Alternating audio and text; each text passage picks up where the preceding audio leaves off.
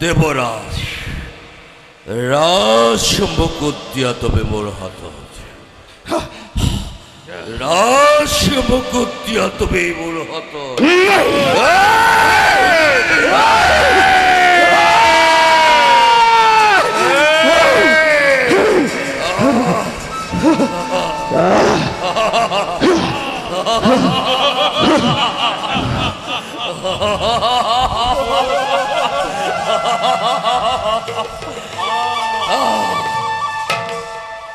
কিসে চমৎকার অচিহন্তে হলুময় স্বর্গর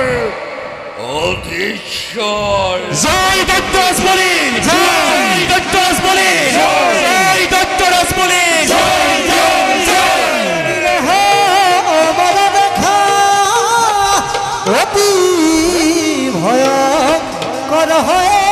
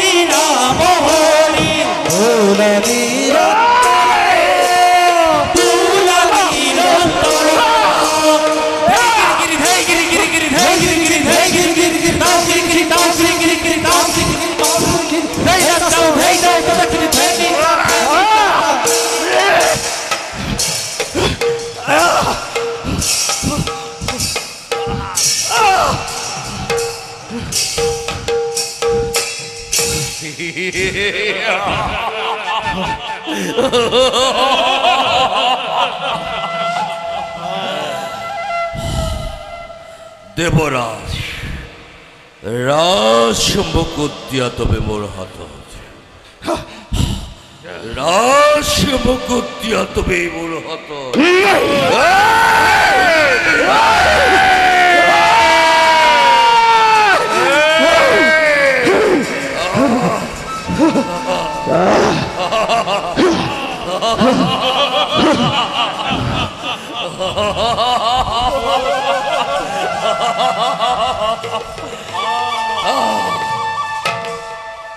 কিসে চমৎকার অচিহন্তে হলুময় স্বর্গর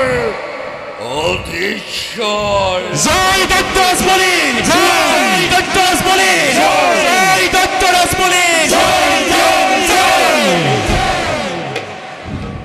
স্বর্গর এক সত্যের সম্রাট হিসাবে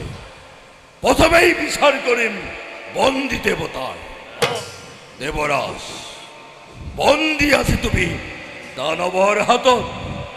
ছোয়া কেড়ে ধরে দানবে আজি নিষ্পাহ বলে অধিকারী করিল স্বর্গরে রাজ সিংহাসন অবশ্যই দানব করা তু ব্যবহারের ভাবে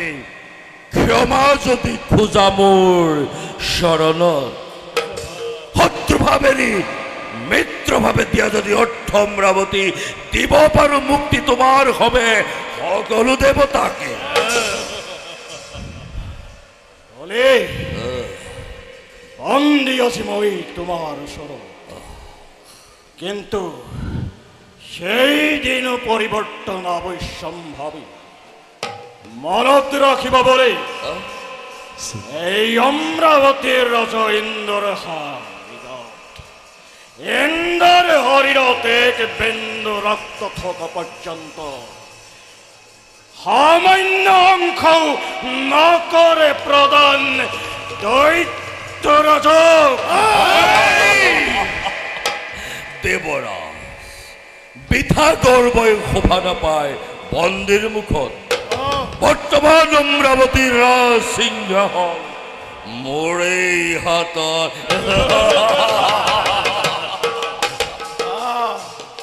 ভোগ বলি সিমান পাৰ ভোগ কৰিল তোৰ পিতৃ পিতামহৰ এনে কাৰ্যৰ বাবে এদিন সবংশে নাশ হৈছিল আৰু আজি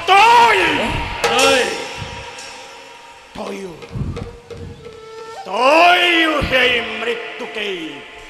লবি আঁকোৱালি কেৱল হৈ তোৰ সমগ্ৰ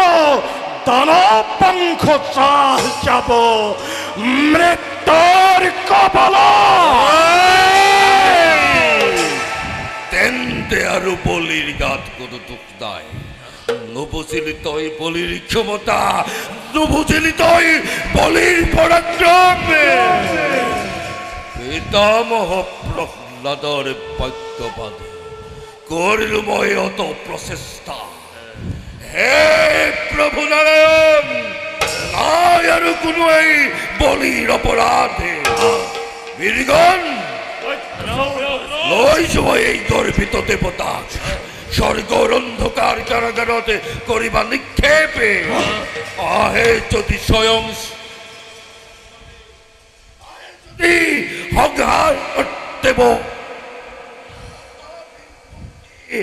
নাই দেৱতাৰ অৰম কৃপাগুণে প্ৰভু কমল লোচনে যদিও দৰ্শনে তথাপিতো মোক